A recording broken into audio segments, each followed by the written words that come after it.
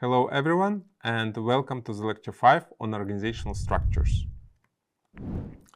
So when we're talking about organizational structures, we want to think whether traditional structures are appropriate, and due to the factors of the changing environment, such as the technology revolution, competition and the profit squeeze, the high cost of marketing, the unpredictability of consumer demands, these all factors, they showed that the traditional organizational structures won't work well.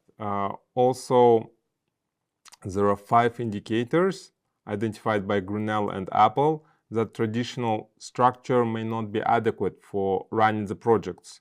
So that projects are not meeting time, cost, and other project requirements. There are great fluctuations in how well performance specifications are met. Highly talented specialists feel exploited and misused while executing the project. Particular technical groups or individuals constantly blame each other, so there is internal conflict in the organization. Groups and individuals unsatisfied with the achievement.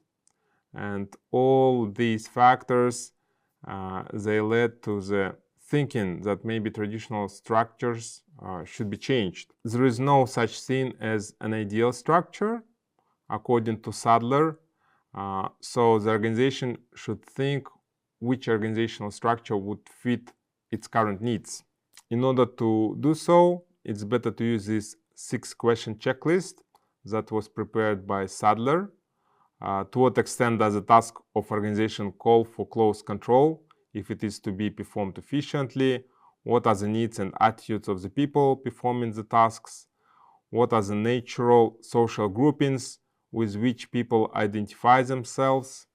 What aspect of the organization's activities needs to be closely integrated if the overall task is to be achieved? What kind of organizational measures can be developed that will provide an appropriate measure of control and integration of work activities? What environmental changes are likely to affect the future trend of company operations? Yes, so, and by answering these questions, you can find a better organizational structure for your company. So, and as we progress with our lecture, let's take a look at a few definitions, such as authority is the power granted to individuals, possibly by their position, so that they can make final decisions. Responsibility is the obligation incurred by individual in their roles in the formal organization to effectively perform assignments. Accountability is being answerable for the satisfactory completion of a specific assignment. Yes, so accountability equals authority plus responsibility. And these definitions are important because during the project, as a project manager or as a project team member, you need to understand what is your authority, what are your obligations, and what is your accountability. And especially when you are creating responsibility matrix, RACI matrix. Trust is the key to success here. So if you have trust, you can make these changes in the organizational structure of your company.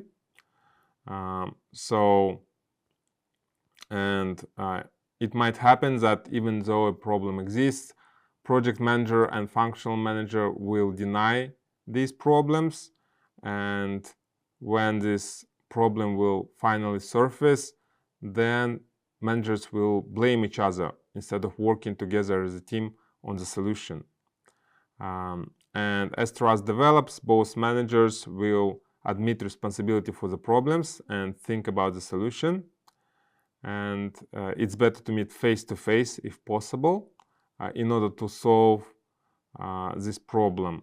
And the project and functional managers begin to formally and informally anticipate problems. And this is how the successful and effective organization should approach this type of problem. When we're talking about organizational structures, we should think about the traditional management structure first, yes, where we have different divisions, then department level, and each department, it has its own sections.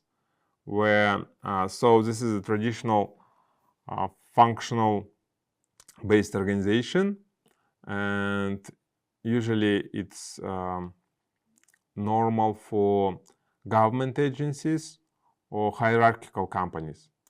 But for running the projects, the company might think how to change organizational structure to make it more effective.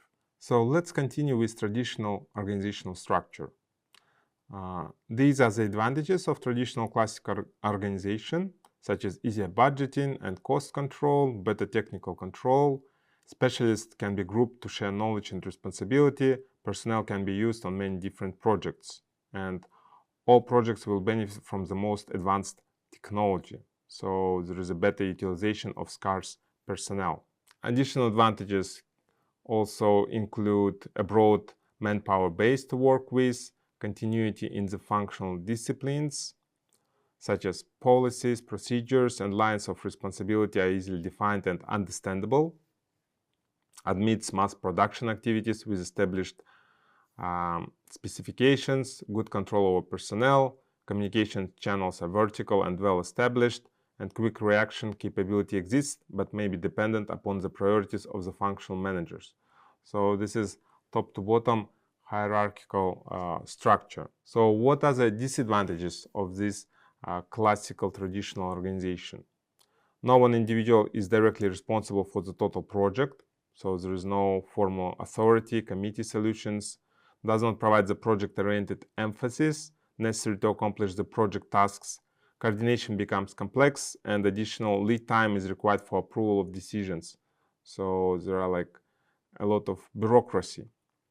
Decisions normally favor the strongest functional groups who can control project more than others. And there is less customer focus. Response to customer needs is slow. Difficulty in pinpointing responsibility, motivation, and innovation are decreased. Ideas tend to be functionally oriented with little regard for ongoing projects. So these are the disadvantages for traditional classical organization if it tries to run projects. In this type of organizations, projects have a tendency to fall behind schedule. Incredibly large lead times are required, a lot of approvals are needed, and with the growth of project management starting from the 1960s, executives began to realize that this is not the most effective organizational structure for running the projects. As the company grows in size, then there will be more focus on programs with high technology requirements of developing sophisticated products or services. And then while doing so, you will realize that organizational structure, traditional, is not well suited for such type of projects with developing unique products. And then as management discovers that there is a problem with interface between functional units, new theories of interface management appeared, and management was searching for innovative methods to coordinate the flow of work between functional units without modification to the existing organizational structure.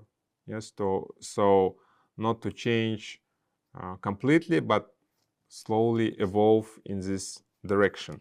And there are several integrating mechanisms that were used, such as rules and procedures, planning processes, hierarchical referral, direct contact.